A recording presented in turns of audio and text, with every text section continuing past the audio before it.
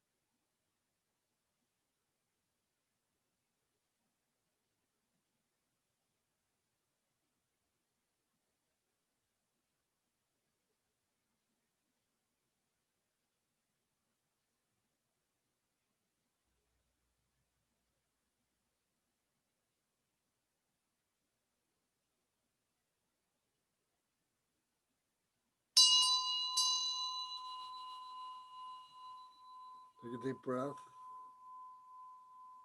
Open your eyes. Exhale. Okay.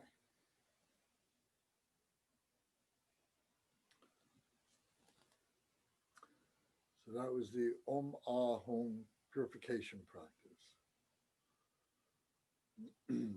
So that's an experience. You know, we talk about all these other academic things, which is all, you know, just facts coming at us, learning vicariously and so on. But now this kind of practice is an experience practice. And meditation has to be experienced. Liberation has to be experienced. Transcendence needs to be experienced. You can read about it, but it doesn't mean anything until you actually do it, until you have that experience. And then it takes us time after time to increase the experience, to deepen the experience, to be able to make the experience our own, to be able to anticipate the experience, relax with the experience, stabilize the experience.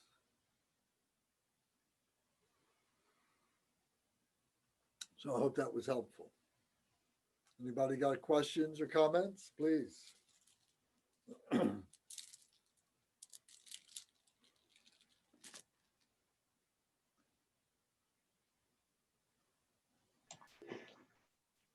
I think it was just what we needed tonight, Lance. It was so relaxing and wonderful. Good. Thank you. Thank you. Thank you. Welcome. Thank you. Don't turn the TV on tonight. Gladly. Or tomorrow. It'll be zooey. So Rebecca, how does that land on you?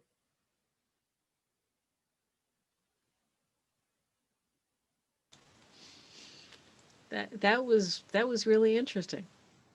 That I feel kind of fizzy. That's good. Yes. Good way of saying it. Were you able to chant? Did you feel comfortable doing that? Yeah, but you sing so much lower than I do. I really had to struggle to hit some of the low notes. But Oh my goodness, I tried to do it in my high register.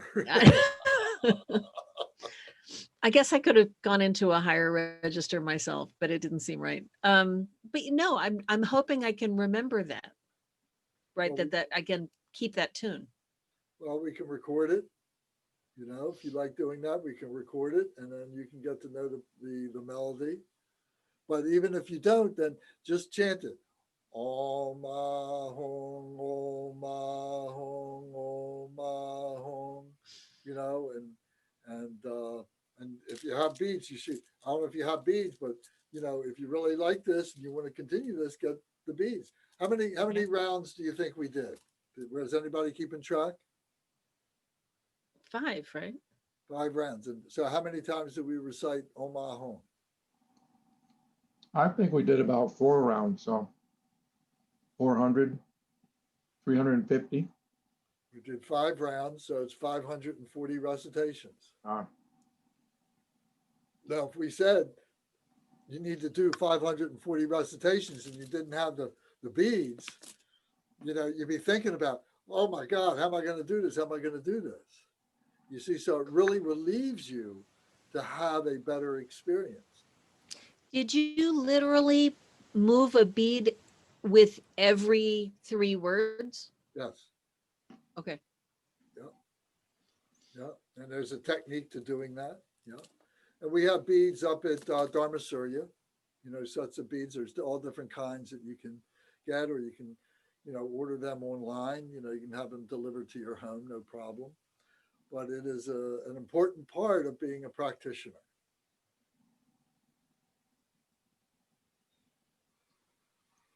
So the other thing that I noticed is that I I agree with you. The sensation in your body of singing was centering. Instead of thinking about it or trying to academicificate about it, I could really just focus on that sensation of vibrating. Mhm. Yeah. Yeah, so that's the benefit. You know, that's great that you recognize that. That's terrific. Thank you very much for doing that. So there's many other practices. You know, this one is one that we come back to often because it's so simple and it has the element of purifying yourself, but also being a benefit to others and purifying others. You know, that's the wonderful thing. And then, you know, it says here the universe. Most people get lost when they start thinking about the universe. So I just mentioned keeping it in the neighborhood, keeping it in the community. You know, but as you do this more and more, then you can, you know, you can start thinking about it, you know, in the whole region and the nation, the East Coast, you know, and start getting big and then start going out into the solar system and going out to beings that we don't know, you know. So it's very powerful all in that way. Michael, did you have something? I just put a note into chat, but I really needed that also. You know, I love me some meditation, and the Om Ha Hong meditation is just rock solid and so reliable. And yeah, hopefully I won't turn on the television and I'll start the election day flushed out. Thank you. Well, do it some more. You know, if you want, you know, after we leave, you can go and do this for another few mellow rounds, you know. I got to be at the polling place 5 a.m. So I should be napping soon. All right. I may have to. A friend of mine pinged me during the middle of our practice and said, please call me as soon as you can. And I know what it's about. And I'm going to have to do this all over again. Oh, well, you should bury your phone when you do your practice. I should have. I just put it down. I never hear anything on it during practice, but I did tonight. I should have known better. I think, you know, what happens to me many times is it just keeps going anyway. Yeah. If you don't, you know, if you just sort of turn your head a little bit, you'll realize you've been chanting anyway. It just doesn't stop. There's definitely a different feeling. A totally different feeling in my body. I've been surprised. It's not the first time it helped. The physical impact of it and the mental impact. All right, very good. Tom, you have anything? Or Bonnie, William, you have anything to add? I'm just here for the ride.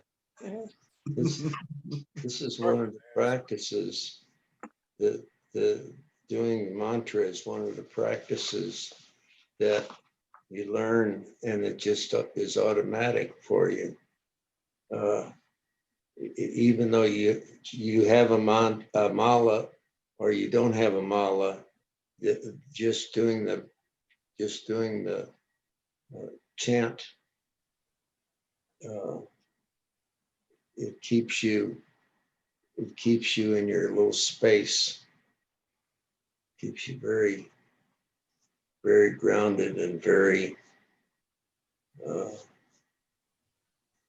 beautiful spaces. Yes, I like it. Kept her grounded. I thought that was very good. Yeah, I find that the chant can go in my head and pop up many other times or other places. I'm still vibrating. And it's wonderful. I feel it in my body, and Yeah. you know, I just kind of feel up here. You know, Uh, I got the big head, so to speak. it's beyond the head. Well, you know what I mean. You know. I do. Yes. All right. Well, thank you, everybody. Gary, would you do our umze and do the dedication prayers, please? So if we can do page 20 and page 21 and 22 would be wonderful. So if everybody recites along with Gary, will be great. By the virtues collected in the three times, by myself and all beings in samsara and nirvana, and by the innate root of virtue, I and all sentient beings quickly attain unsurpassed, perfect, complete, and precious enlightenment. May the teachings of the great Trinkumpa Ratna Shri, who is omniscient Lord of the Dharma, master of interdependence, continue and increase through study, practice, contemplation, and meditation until the end of samsara. Glorious, holy, venerable, precious, kind root and lineage lamas, divine assembly of Idams and assemblies of Buddhas, Bodhisattvas, Yogins, Yoginis, and Dakinis, dwelling in the 10 directions. Please hear my prayer. May the virtues collected in the three times by myself and all sentient beings in samsara and nirvana and the innate root of virtue not result in the 8 worldly concerns, the 4 causes of samsara, or rebirth as a Shravaka or Patyakabuddha. May all mother sentient beings, especially those enemies who hate me and mine, obstructors who harm, misleading maras and hordes of demons, experience happiness, be separated from suffering, and swiftly attain unsurpassed, perfect, complete, and precious Buddhahood.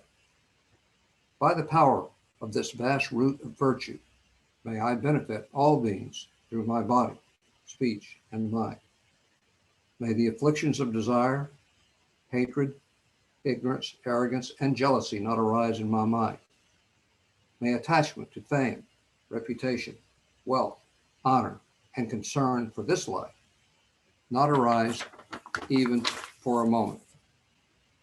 May my mind stream be moistened by loving kindness, compassion, and bodhicitta, and through that may I become a spiritual master and good qualities equal to the infinity of space.